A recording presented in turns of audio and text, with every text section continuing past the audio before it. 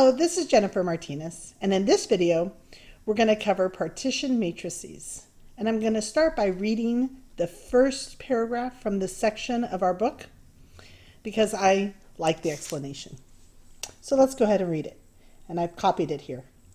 A key feature of our work with matrices has been the ability to regard a matrix A as a list of column vectors rather than just a rectangular array of numbers. This point of view has been so useful that we wish to reconsider other partitions of A indicated by horizontal and vertical dividing rules, as in example 1 below.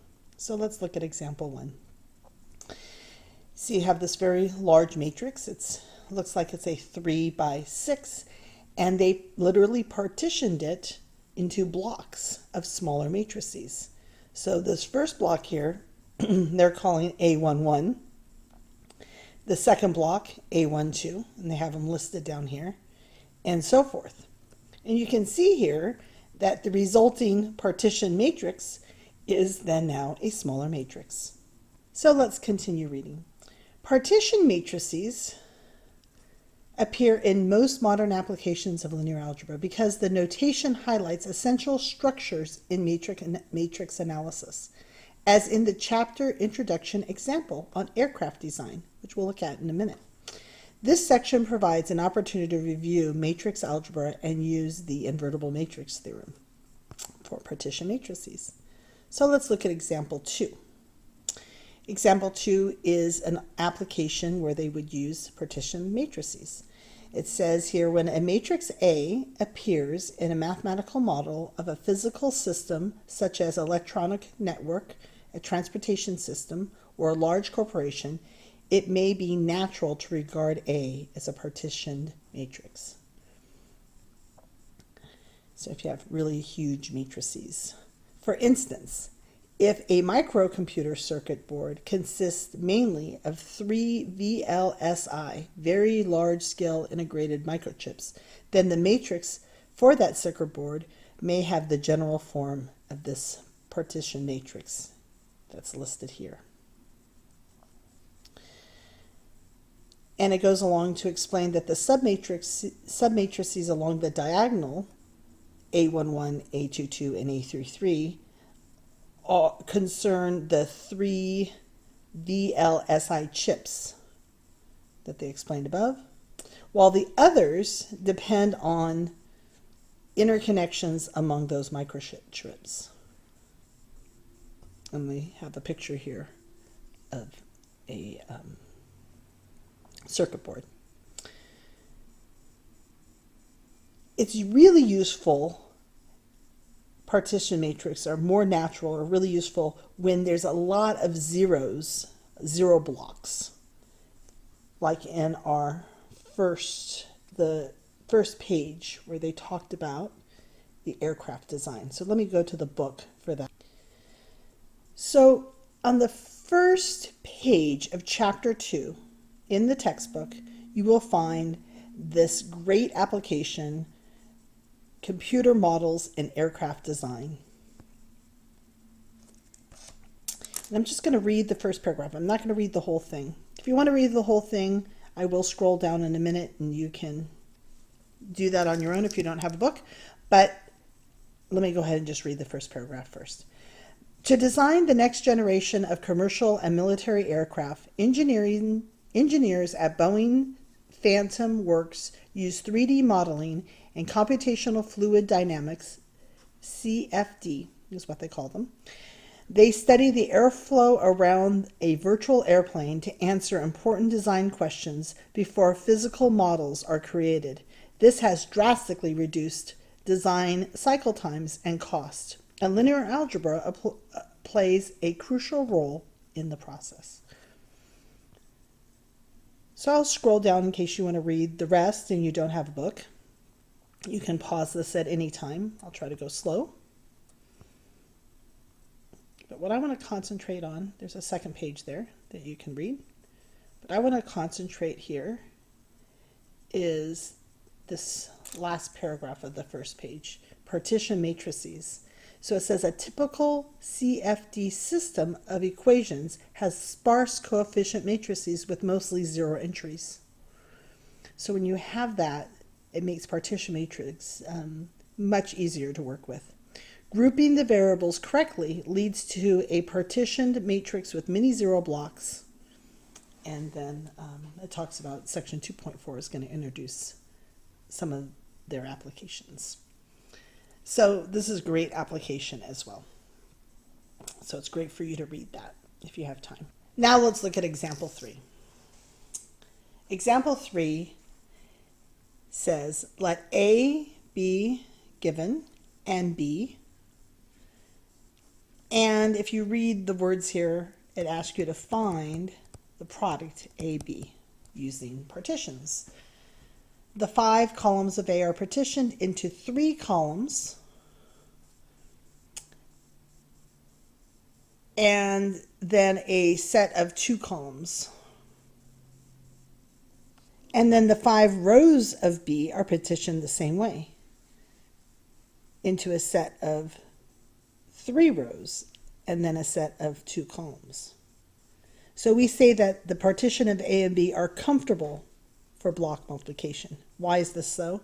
Because if you look at the large matrices, this we realize is a 3 by 5. And this one needs to be a 5, and it's a 5 by 2. The answer at the end is going to be, you see, a 3 by 2. But the smaller blocks have to work as well. If you notice, this right here is the partition matrix is a 2 by 2. This better be a 2 here, and it is a 2 by 1. So it all has to work. So let's write that. And you can see that the partition matrix is a 2 by 1, and the end result of the actual matrix is a 3 by 2. So what they did here is they took A times B. So here's my partition for A, my partition by B, and I think of them as blocks. So we have the first row times this column. So that's where they're getting the A11 times B1 plus the A12 times B2. And then the second row is going to be the second row here was this column, A21 times B1 plus A22 times B2. And let's go ahead and do that. So I'm just going to look at A11 times B1. So here would be A11 times the B1. And this all works out because this is a 2 by 3 times a 3 by 2. So what do we get? We get the 2 by 2 matrix. 15, how do we get 15? The first row, first column, 12, 6, 12 and 6 is 18, minus 3, 15. And you can do the 12 in the same way. First row, second column. To the second row, first column, that would be 6, negative 10 is negative 4, negative 4 and 6 is 2. And you can get the negative 5 the same way by taking the first row, second column. And then if we do the same thing for A1 to B2, so A1 to B2, here's A1, 2, that's right there, times B2, and this is just a 2 by 2 with a 2 by 2. So the answer is going to be a 2 by 2 as well. And again, first row, first column gives you the negative 20, and that makes sense because that would be 0 minus 20. First row, second column gives you this. That would be a negative 8. First row, first column, second row, first column gives you this. And similarly, the last row, last column gives you that 7. So therefore, we have that we can figure, just add these together.